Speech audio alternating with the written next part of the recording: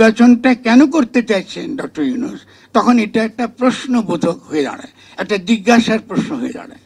কারণ আপনি তো গণ অভ্যুত্থানের মধ্য দিয়ে এসেছেন, আপনি গণ অভ্যুত্থানের মহানায়ক নন, আপনি গণ অভ্যুত্থানের কেউ নন। আমি আবারও বলছি, এখানে ভুল বুঝার কোনো অপশন নাই। তিনি গণ অভ্যুত্থানের কেউ নয়। এখানে যারা বসে আছে তারা অনেকে সরাসরি গণ অভ্যুত্থানের রাস্তায় বুলেটের সামনে বুক পুঁতে দিয়েছে। গণ অভ্যুত্থানের কর্তা সত্য হচ্ছে জনগণ।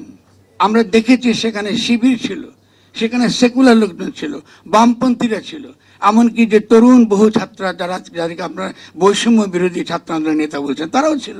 এত বড় আত্মত্যাগের পরে আপনি কিসের ভিত্তিতে নির্বাচনের কথা শুরু করলেন? এটা আমার অভিযোগ আপনার বিরুদ্ধে। আমি প্রথম থেকে বলে এসেছি, বাংলাদেশে রাজনৈতিক দল বলে কিছু নাই। আমাকে প্রমাণ করুন রাজনৈতিক দল বলে কিছু আছে। রাজনৈতিক দল মানে তারা জনগণের সেবা করে, রাষ্ট্রকে জাতিকে তারা পথ দেখায়, নতুন কথা বলে। এখানে আছে যেটাকে আমরা বলি কি, আপনার এখানে লুটেরা মাফিয়া শ্রেণী, তারা যে দুর্বৃত্ত, যে দুর্নীতিবাজ, লুটপাট যারা করেছে তাদের প্রতিনিধি ডাকাত দলকে আপনি রাজনৈতিক দল বলছেন।